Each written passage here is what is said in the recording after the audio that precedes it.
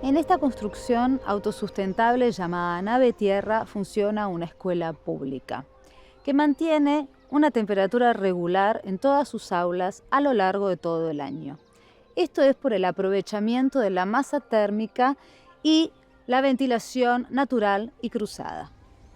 El aire ingresa por la parte posterior del edificio, atravesando la masa de tierra que cambia su temperatura antes de ingresar a la nave. Luego circula por los ambientes y sale por los huecos habilitados para esto que se encuentran en el techo del invernadero. De esta manera se evita la utilización de combustibles fósiles para mantener agradable la temperatura en la escuela durante todo el año.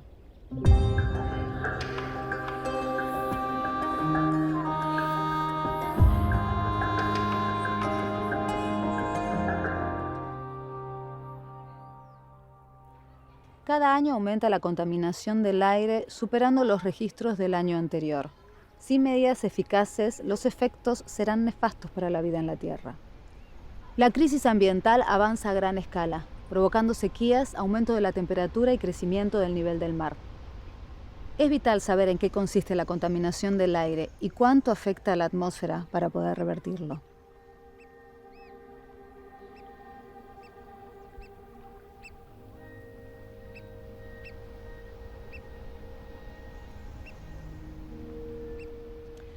Los humedales siempre se asocian con el agua, pero su destrucción afecta de distintas maneras en el medio ambiente, porque de ellos depende el equilibrio dinámico natural.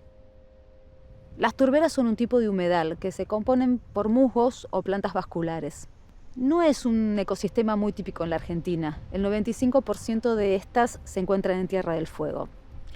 Las turberas son uno de los mayores captores de carbono del aire.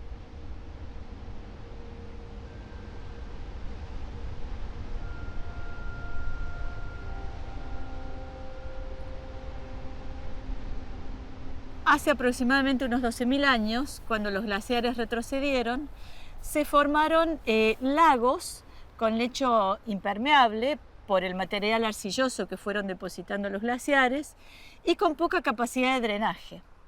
Ese sedimento sobre esos lagos, a medida que se fue perdiendo el agua, ese sedimento fue el lugar donde empezaron a crecer plantas propias de ambientes acuáticos. Esas plantas empezaron a morir y sobre esas plantas fueron creciendo otras plantas a través de miles de años hasta llegar a lo que encontramos hoy, que es el musgo sphagnum que podemos ver aquí.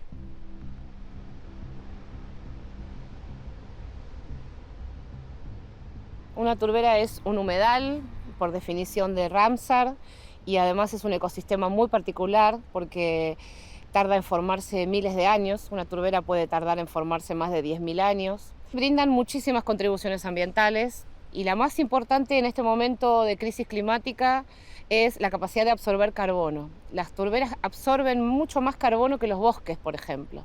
Por lo tanto, conservarlas significa retener debajo de la tierra muchas toneladas de dióxido de carbono que actualmente son el principal causante del cambio climático en nuestro planeta. Bueno, la turba es un medio que está permanentemente saturado y en condiciones anóxicas, es decir, sin presencia de oxígeno. Toda la materia orgánica que se fue acumulando, en realidad, no se descompone, está semidescompuesta toda esa materia orgánica que se ha ido acumulando a través del tiempo. Por eso si hacemos un sondeo podemos encontrar, por ejemplo, restos de troncos de árboles, podemos encontrar las plantas que hace miles de años existían abajo, porque esa materia no se descompone porque no hay presencia de oxígeno, no se produce la transformación de la materia orgánica. Por eso, en el proceso de fotosíntesis, cuando las plantas que están sobre la turbera capturan el carbono queda secuestrado, no se libera de nuevo. Esa es la gran diferencia con otras plantas. No se vuelve a liberar a la atmósfera, sino que queda secuestrado, almacenado en la turbera. Las turberas son grandes almacenes de carbono, por supuesto las turberas prístinas, las que no están degradadas, donde continuamente la turba va creciendo, cerca de 1 milímetro por año crece la turba, y el carbono queda secuestrado adentro. Entonces, el cambio climático de alguna manera causado por la acción antrópica, por las emanaciones de dióxido de carbono, de dióxido de nitrógeno y de lo que llamamos gases efectos invernadero o GAES. Esos gases aumentan la temperatura del planeta y por lo tanto generan desequilibrios climáticos. ¿Qué pasa cuando se drena una turbera? En el momento de drenarse la turbera se deprime el agua que existe en la turbera, dijimos que es un medio saturado, deja de ser un medio saturado, entra el oxígeno y pierde su condición natural. Entonces pierde la condición que tiene de secuestrar el carbono y libera el carbono a la atmósfera. Digamos que al conservarlas evitamos que esos gases vayan a la atmósfera y que de alguna manera contribuyan al aumento del cambio climático. Tanto como cuando se incendian los bosques, como cuando se tala un bosque o cuando se explota una turbera, todo ese gas va a la atmósfera. Por lo tanto, eso genera que aumente la concentración de ese gas en la atmósfera y ahí provoca las consecuencias del cambio climático. GPI, que es la Iniciativa Mundial de Turberas, que se creó en el año 2016, ha estimado que si bien las turberas cubren el 3% de la superficie del mundo, secuestran el doble de carbono que la biomasa forestal de todo el mundo. Y además almacenan el 30% del carbono que está almacenado en el subsuelo del planeta. Ahí podemos ver la gran importancia que tienen las turberas como almacenes de carbono.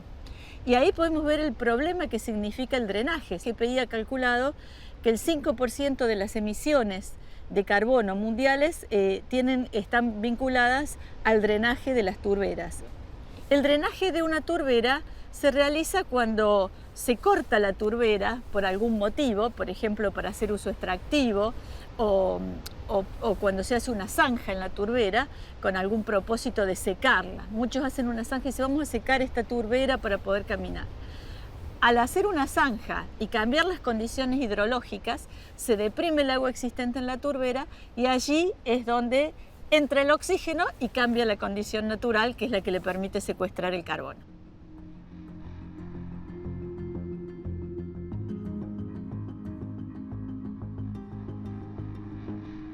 Nosotros creemos que la tendencia mundial y latinoamericana apunta a la conservación de turberas.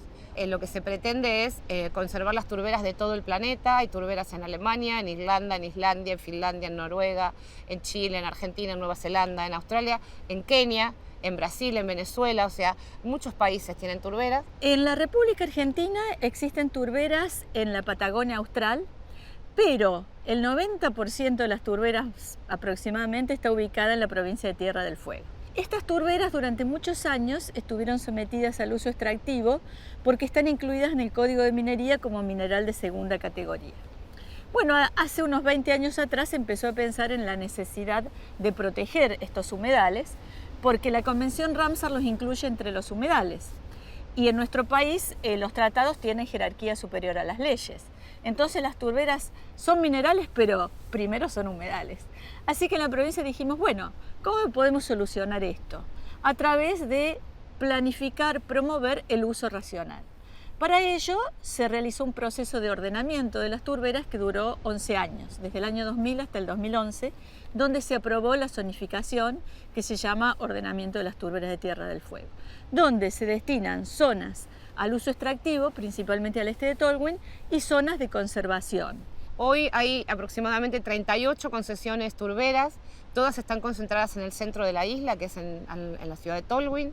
Lo que se extrae hoy de las turberas se utiliza para floricultura y para sustrato de jardinería. O sea, no es un insumo de primera necesidad.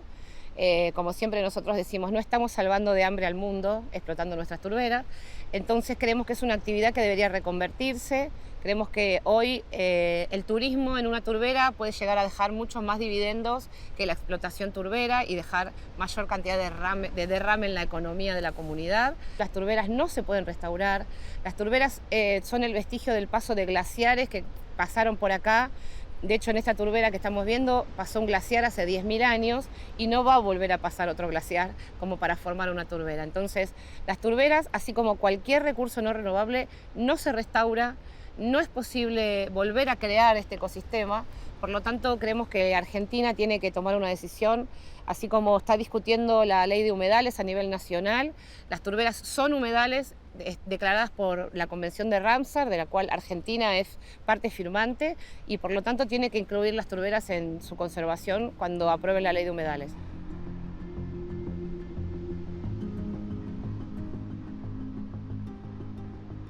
Es bueno mencionar que el uso extractivo de las turberas no es sustentable. ¿Por qué? Yo ya expliqué que al drenar una turbera, el uso extractivo implica primero el drenaje.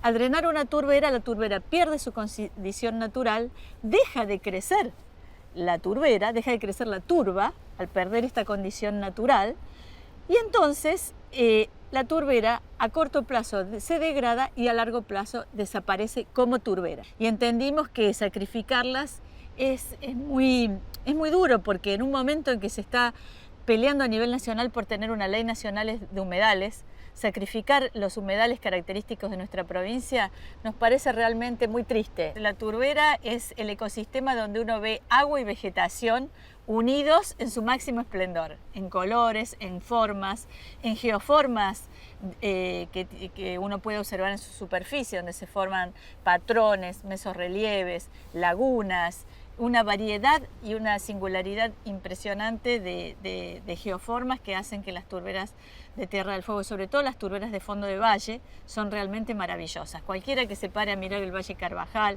puede venir a nuestra provincia a ver el Valle Carvajal, el Valle de Tierra Mayor y el Valle aquí de Rancho Hambre y observar esta maravilla de la naturaleza donde se combina agua, bosque y vegetación única de las turberas.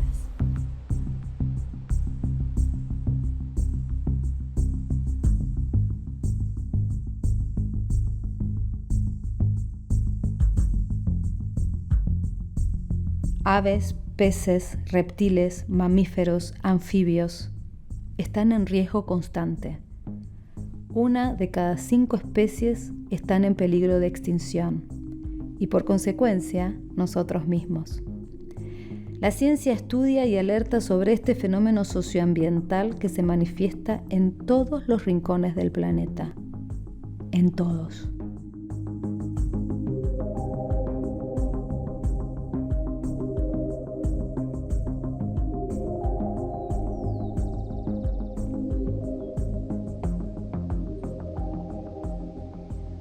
La preservación de las costas de Avellaneda y Quilmes son muy importantes porque forman parte de un corredor biológico que comprende esta zona de costa hasta Espeleta, pero después más al sur tenemos algunas reservas que ya están declaradas y están implementadas, como la de Pereira o el Parque Costero del Sur mucho más al sur, o más al norte tenemos Costanera Sur y el Predelta, el Delta del Río de la Plata. Entonces, toda esa zona lo que permite es que haya un flujo de fauna y que las poblaciones de esos individuos sean más ricos genéticamente y haya más diversidad ecológica.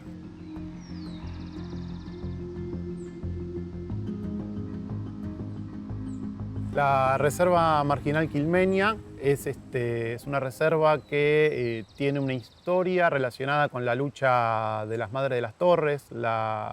En esta zona se implementó el SEAMSE, el relleno sanitario del SEAMSE, durante muchos años. Se tiró mucha basura, mucha que no está debidamente informada, no sabemos muy bien qué se tiró.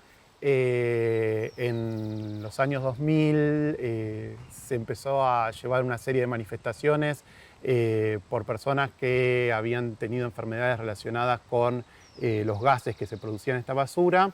Y se empezó una lucha ambiental en la cual se logró que se cerrara el SEAMSE y se formaran en la franja costera una reserva en Quilmes y otra reserva en Avellaneda.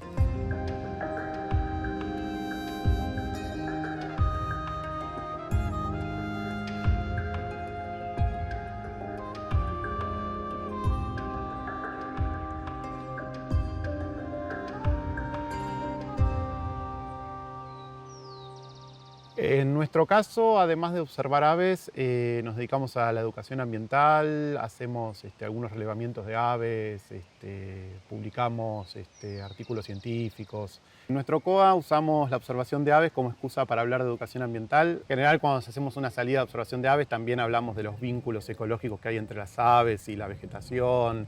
Terminamos observando hongos, insectos. El lugar donde desarrollamos nuestra actividad es la costa del Río de la Plata de los municipios de Avellaneda y Quilmes. Es una zona muy diversa porque tiene zonas de bosque, de humedal, entonces es muy buena para observar aves porque hay muchos tipos de aves distintas que habitan distintos ambientes y también tiene una importancia ecológica sobresaliente porque da un montón de servicios ambientales a la comunidad, como evitar inundaciones, bueno, el aporte de oxígeno en contexto de cambio climático, zonas de esparcimiento. Uno llega el primer día y va a ver 50 especies distintas. Las primeras veces que veníamos, les contaba antes que había 10, 15 especies llegamos a distinguir. Hoy en día, cuando salimos, llegamos a ver 70, 80, 90. Pero eso porque fuimos aprendiendo.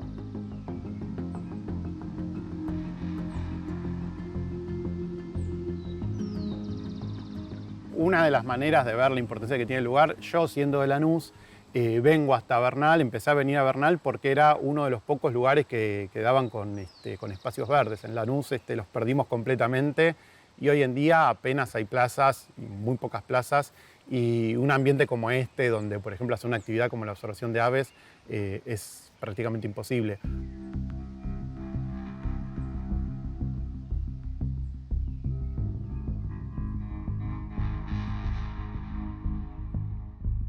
La acción humana es determinante en la manipulación de variables ambientales.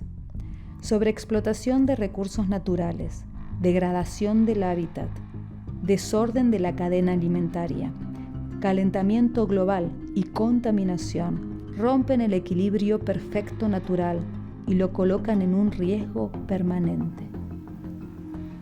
Qué importante sería que entendiéramos que no estamos fuera de la naturaleza, sino que somos parte de ella.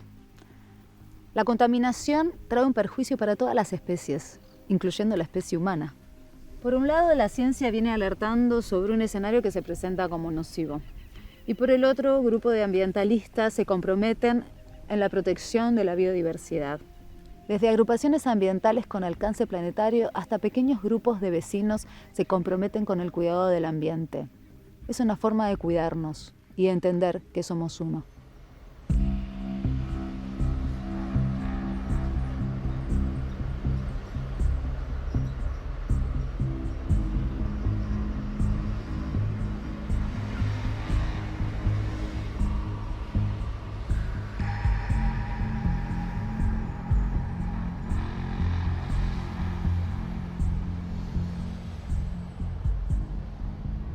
Bueno, este predio era un lugar muy lindo, muy hermoso. Era un valle de inundación. Generalmente el agua que venía de la lluvia se estancaba acá en este lugar y iba a parar al arroyo Pinazo. Nosotros con los vecinos y con mi familia íbamos al arroyo muchas veces, como hemos compartido días ahí, muy lindo. Era un lugar que tenía peces, era un lugar de mucha vegetación verde, era un lugar muy lindo.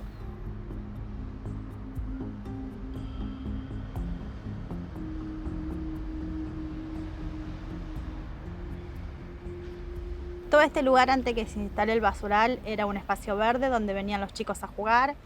Yo llevaba a mis hijos al arroyo a pescar y una vez encontramos una tortuga, mi hijo la sacó de ahí, estaba súper contento, era un lugar re lindo donde los chicos podían jugar y todas esas cosas, y ahora lamentablemente nada. Sin embargo, hoy bueno, es un depósito de basura que la verdad que no solamente nos afecta la basura, sino que también hace que se inunde el barrio porque el nivel del suelo del basural está muy alto y hace que sea como una palangana y se inunde el barrio. Bueno, un basural a cielo abierto es la disposición o la acumulación indiscriminada de residuos, ¿sí?, que provienen de diferentes actividades en un punto específico, ¿no?, en el territorio. puede tener diferentes dimensiones, pero básicamente se trata de eso, y esta acumulación indiscriminada es sin ningún tipo de control, ¿no? No se controlan las emisiones, no se controlan lo que está pasando con la contaminación en el suelo y demás.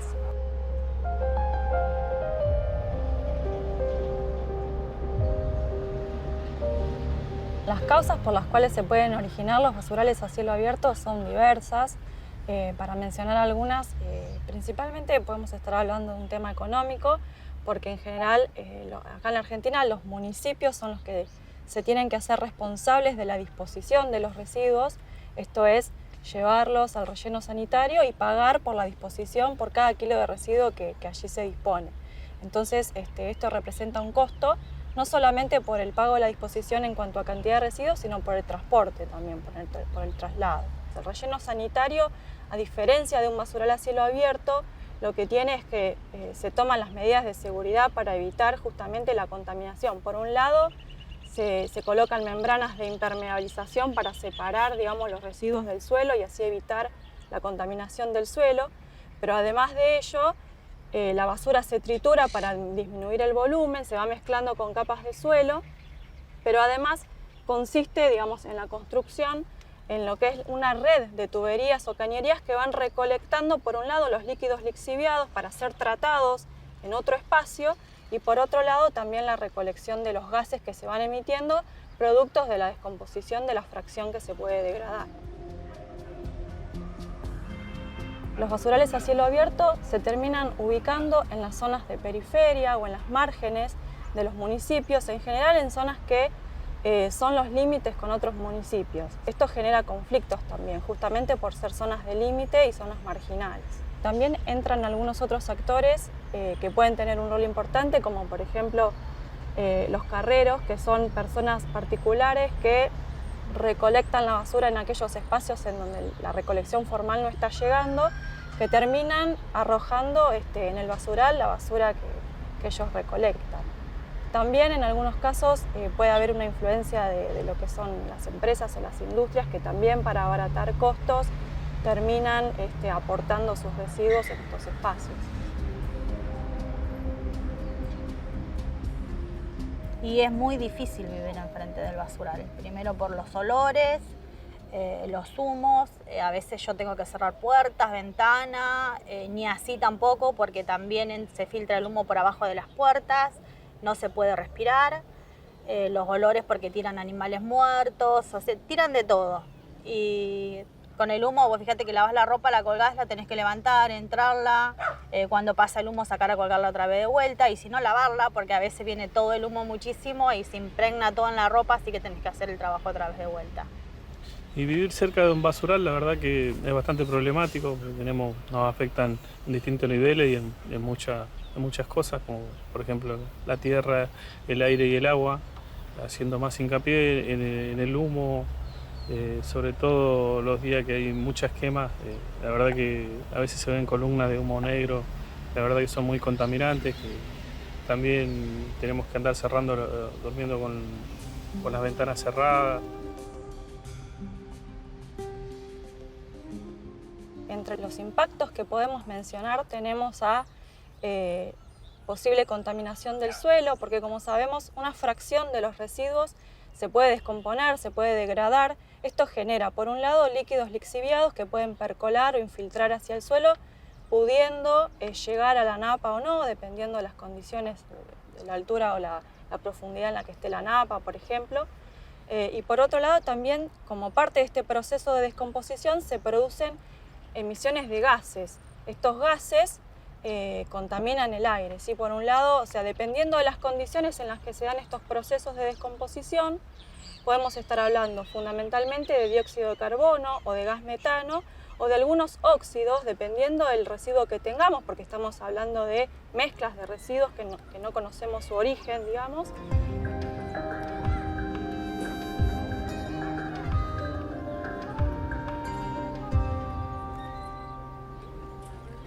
También hemos tenido gente que ha tenido erupciones y granos que vienen derivados de toda esta contaminación. Hay diversas enfermedades que pueden estar vinculadas con las personas que viven sobre todo cerca de los basurales, fundamentalmente aquellas de tipo respiratorio, por inhalar los vapores que surgen de estos gases. Un proceso común que se da habitualmente asociado a la presencia de basurales es la incineración o la quema, ¿sí? Originada por distintos actores, pero esto representa un crecimiento en el peligro o en la contaminación. ¿Por qué? Porque muchas veces ocurre que el residuo que estamos quemando genera emisiones de compuestos que terminan siendo más tóxicos de lo que estábamos quemando originalmente.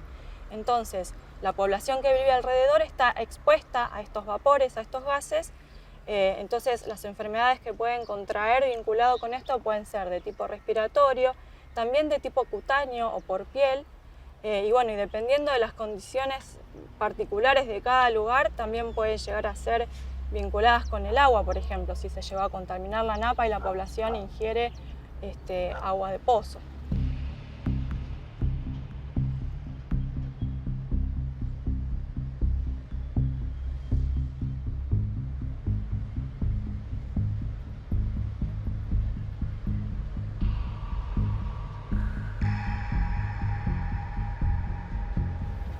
Bueno, Vecinos Unidos es un grupo de gente que se empezó a organizar justamente por ver este problema tan grande que es el del basural. Nos basamos en reunirnos y empezar a tirar ideas como para resolver o tratar de aminorar o visibilizar el problema que tenemos tan grande. Así que hablé con uno de la máquina, que estaban acá los del basural, le pedí que si me podían hacer un espacio, si me podían correr la tierra y la basura. Me dijeron que sí. Y bueno, con mi marido, con mi familia, empezamos a limpiar, a sacar toda la basura, a limpiarlo de a poco y comprar los juegos, ponerlos de a poquito, armar con ruedas también, para que ellos tengan para jugar.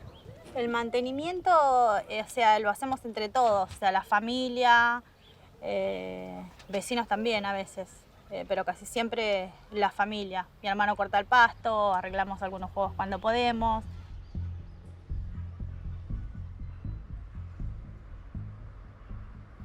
En un momento estuve pensando en irme del barrio porque la verdad que no es lindo vivir cerca de un basural. Pero la verdad es que yo tengo toda mi familia acá en el basural y soy un tipo muy de familia y justamente en ese tiempo era cuando estaba por nacer mi hija y me gustaría que mi hija se críe cerca de los abuelos más que nada. Entonces por ese motivo decidí quedarme en el barrio y empezar a pelear para que esto cambie. Me gustaría que el basural lo cierren, que hagan un espacio verde, como era antes, pero por ahí un poco mejor, con un corredor, algo saludable para los chicos, que hay muchos chicos y la verdad que estaría muy bueno eso, en vez de toda la contaminación que hay ahora.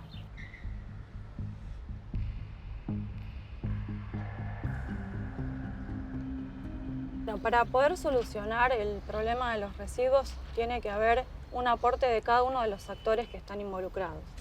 Por un lado, desde una primera cuestión, podemos pensar desde las empresas mismas de cómo producen los productos, pensar en cuáles son los residuos que se están generando, para que sea una verdadera gestión integral, ¿no?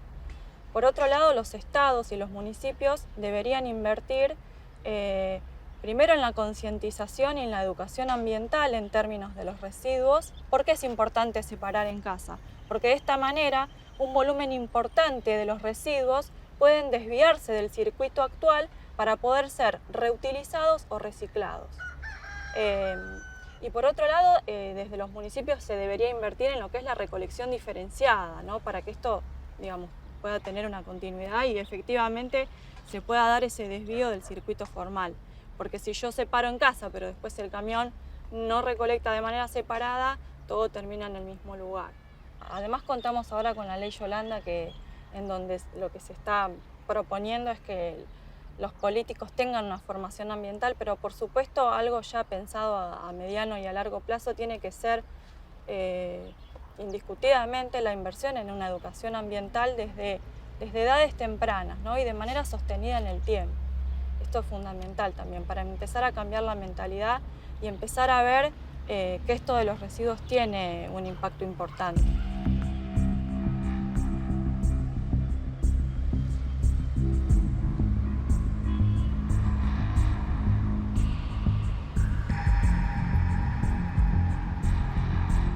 La contaminación atenta contra la comunidad. La sociedad no debiera soportar los elevados costos de esta contaminación, ya que tienen impacto negativo sobre la economía, la productividad laboral, los costos de atención sanitaria y el turismo. Intervenir en el control de la contaminación es un beneficio para toda la humanidad. La mala calidad del aire plantea un problema en el contexto del desarrollo sostenible, en particular en las ciudades y las zonas urbanas de los países en desarrollo.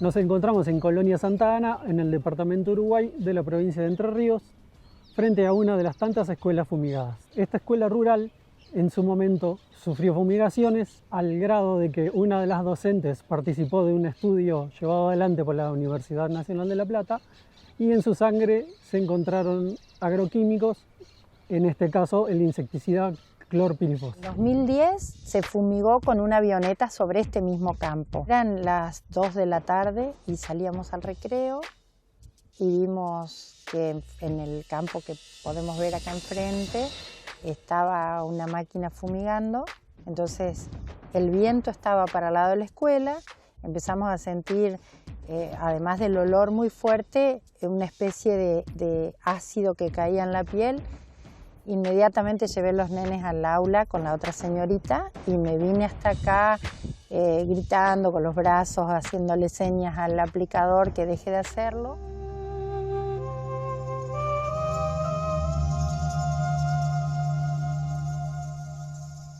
Los agrotóxicos son los productos químicos utilizados en la agricultura para combatir plagas. Hablamos de agrotóxicos y no de agroquímicos o pesticidas porque estos afectan a la salud humana. La contaminación producida por los agrotóxicos puede afectar a la fauna y a la flora, que no era el objetivo principal de la fumigación.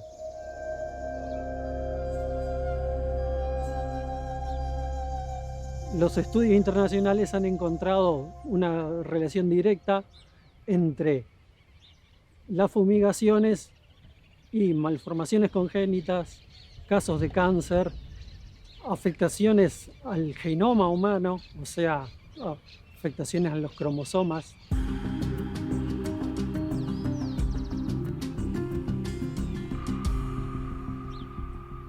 La provincia de Entre Ríos se encuentra en el corazón sojero de la Argentina. Hace unos años, el gremio docente de la provincia realizó un relevamiento de escuelas rurales y se encontró que más de 80 de estas escuelas eran víctimas de las fumigaciones, hasta 4 veces por año.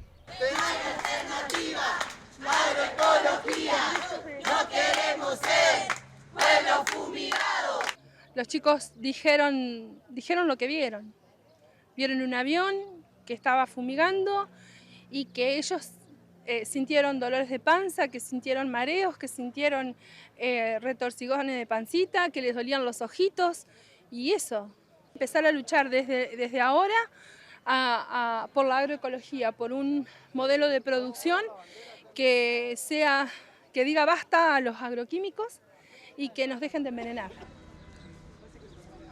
Cuadros muy reiterados de afecciones respiratorias, de afecciones en la piel y descomposturas ahí repentinas que no entendíamos por qué estaba pasando. Cuando empezamos a investigar y a leer sobre qué era lo que producían estos agroquímicos, entonces empezamos a relacionar una cosa con la otra.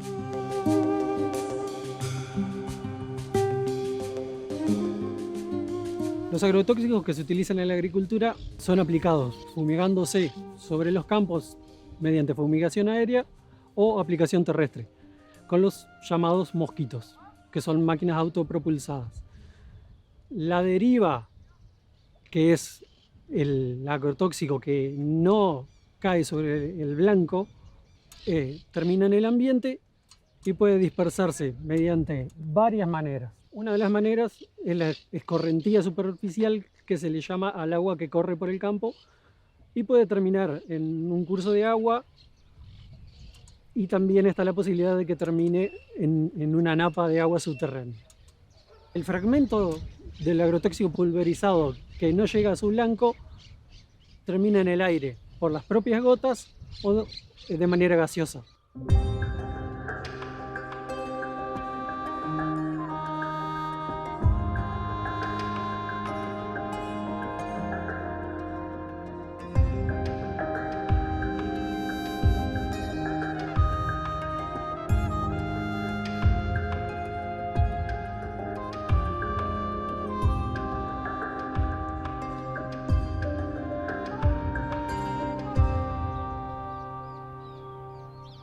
Tenemos que entender que las aplicaciones indiscriminadas de agrotóxicos son un problema de salud pública y tomar medidas al respecto.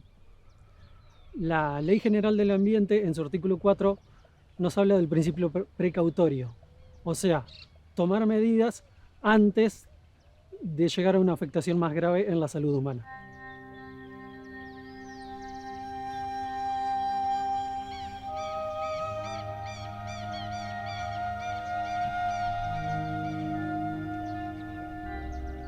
La contaminación atmosférica es un problema con consecuencias a futuro. El número de muertes ocasionadas por la contaminación del aire en espacios abiertos va a incrementarse más del 50% antes del 2050. Los problemas sanitarios que ocasiona la contaminación del aire son profundos y el daño en la salud de los pueblos irreversible.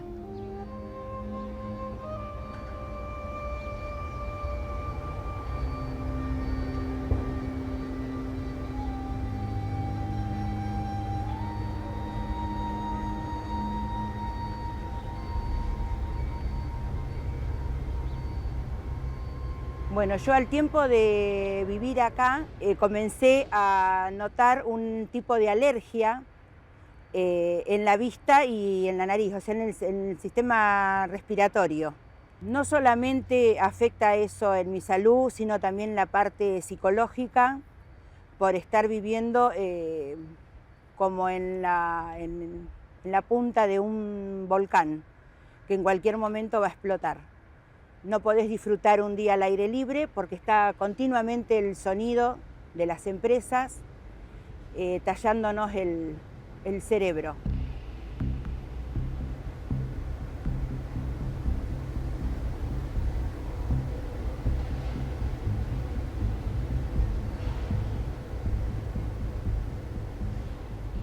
Al principio cuando vine me asustaba de noche porque el ruido era tan fuerte que yo había dejado una escalerita en el patio y me subí a la escalerita para ver qué pasaba, cómo estaba la llama. Todo eso afectó psicológicamente, emocionalmente, me afectó.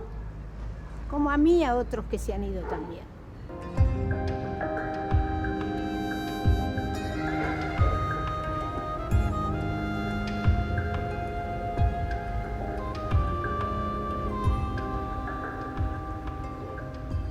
Bueno, este polo petroquímico es el más grande de Argentina. El proyecto de creación de este complejo industrial emergió hacia la década de los 70, entrando en funcionamiento entre el año 81-86 y posteriormente durante los años 90 este complejo atravesó una gran transformación que implicó su total privatización en manos de grandes corporaciones transnacionales. Y en ese sentido, implicó una extranjerización de este complejo y al mismo tiempo un momento en el cual el volumen de producción se amplió enormemente.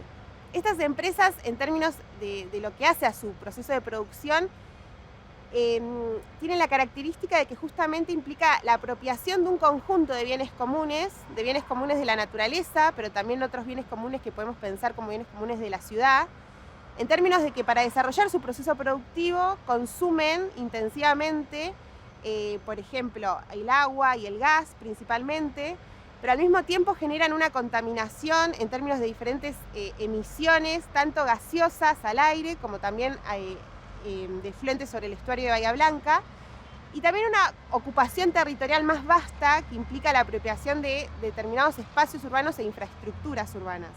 Nos dormimos con la incertidumbre de saber o pensar si mañana voy a estar viva, si mis hijos van a estar bien, mis nietos que viven acá también en Ingeniero White. Ese es el miedo que tenemos y el miedo que tiene mucha gente de White. Lástima que no todos lo manifestaron en su momento, cuando comenzaron los reclamos allá por el 20 de agosto de 2000, con el escape de cloro, comenzamos a hacer los piquetes. Me acuerdo, los chicos eran chiquitos, hoy ya son hombres los que nos acompañaban, pero no sirvió de mucho, ya que se siguieron instalando empresas y empresas tras empresas, cada vez más contaminación, más ruido, más olores.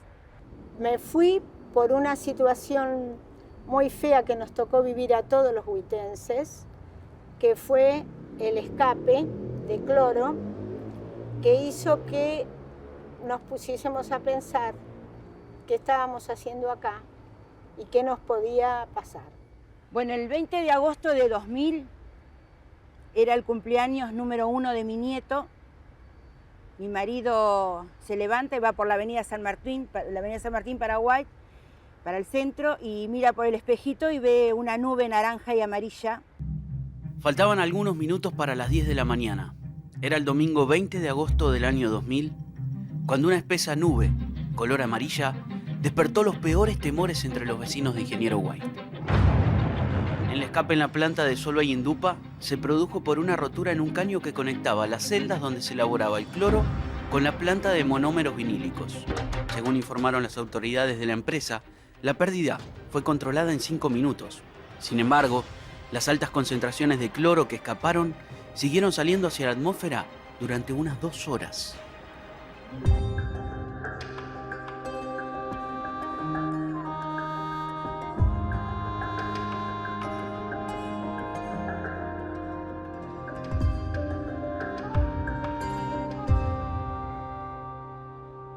Todos, en general, acá empezamos a presentar problemas de salud serios y muy serios.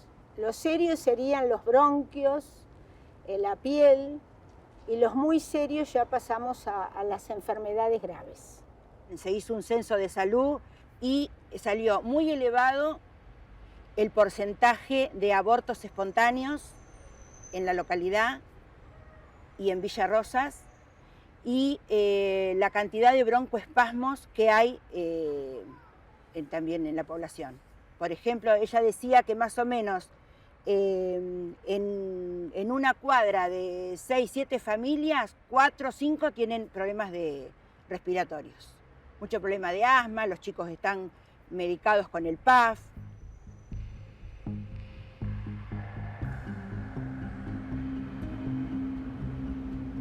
Estas empresas utilizan incesablemente a la atmósfera como un sumidero petroquímico, en términos de que arrojan las 24 horas de los 365 días del año gases y también ruidos, luminiscencias y diferentes humos, que eso tiene un conjunto de impactos y consecuencias, tanto sobre el territorio más cercano como en términos más generales, digamos, también de Bahía Blanca en su conjunto. Acá en Ingeniero White esos impactos adquieren un carácter como más territorializado, en términos de que acá, en esta área, en esta zona urbana más cercana, es donde esos olores, esos humos, esos ruidos se pueden ver, escuchar, oler, y que en ese sentido todo eso constituye una fuente de sufrimiento ambiental cotidiano para la gente que vive acá. Sí hay una realidad que es la que vemos, la que oímos y la que nos cuentan los propios vecinos, y que ese impacto sobre la salud ahí ya no se reduciría a Ingeniero White, sino que tendría que ver más con todos los habitantes de Bahía Blanca.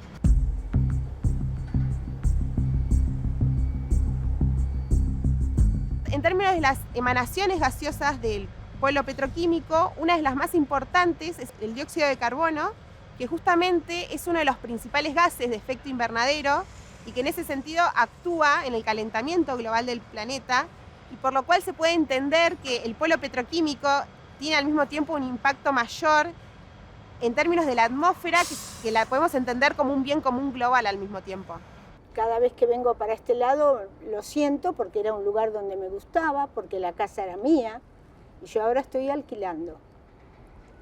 No, lo que vendí no me alcanza ni para nada. Y es triste porque de tener una casa, y una linda casa, en un barrio que a mí me gustaba, con gente que yo quería, y en una escuela donde estaba trabajando enfrente de mi casa, ¿qué más quería? Tuve que dejar todo para irme porque la situación de la salud está primero.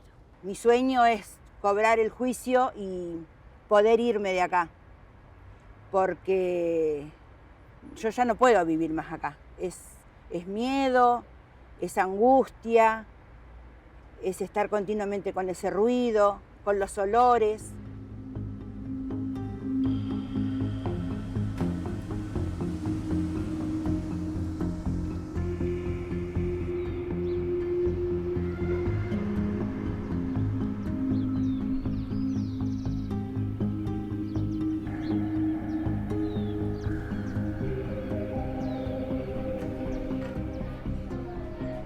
Con elementos que contaminan se pueden hacer muchas cosas, como por ejemplo una escuela.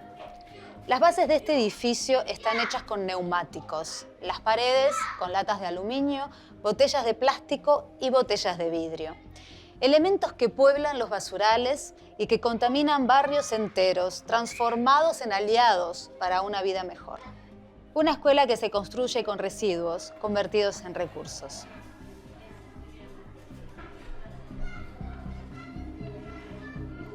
Estamos frente a una contaminación invisible que de modo imperceptible va afectando nuestra salud. Peor aún es cuando se convive con la degradación ambiental. La toxicidad se hace visible, se huele, se respira.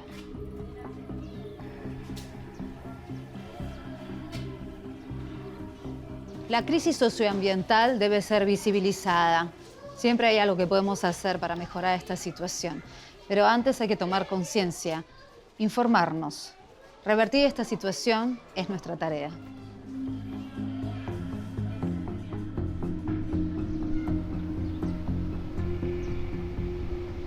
Tierra quebrada, transitar de los pies cansados, fondo del alma. Son tus ojos claros, poema y luz, y del rocío se formó tu canto y el mío.